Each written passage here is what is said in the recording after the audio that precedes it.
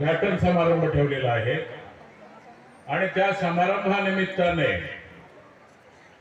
संपन्न होणारी ही ज्ञानसत्र सभा, या सभेचे कार्याध्यक्ष आदरणीय शहाद्याचे बाबाजी,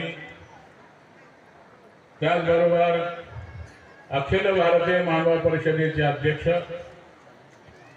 ज्यांना विकास पुरुष म्हणून नवीन उपाधी दिलेली आहे ते कवीश्वर कुलाचार्य कारंजेकर बाबाजी, त्याचबरोबर पंचकृष्ण प्रबोधन परिषदेचे अध्यक्ष आदरणीय श्रद्धेय उपाध्यायाचार्य महंत श्री जाळीच्या देवाचे बाबाजी, त्याचबरोबर मंचावर बसणारे सर्वांना दंडवत करतो।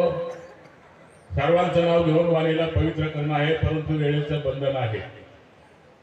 उपस्थित असलेले सर्व बंधू आणि भगिनींनो, आजचा हा कार्यक्रम अत्यंत ऐतिहासिक असा कार्यक्रम आहे।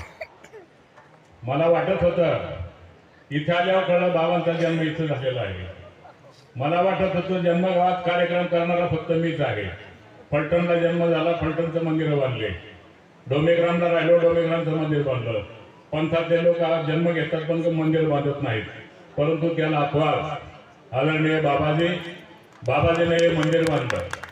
बंधूंनो, आपणाला सांगतो, भगवान श्रीकृष्णाने गीतेत सांगितलेलं आहे, अधिष्ठानम तथा कर्ता करणांचा पृथक विधान विविधास्य पृथक चेष्टा दैवात प्रपंचम।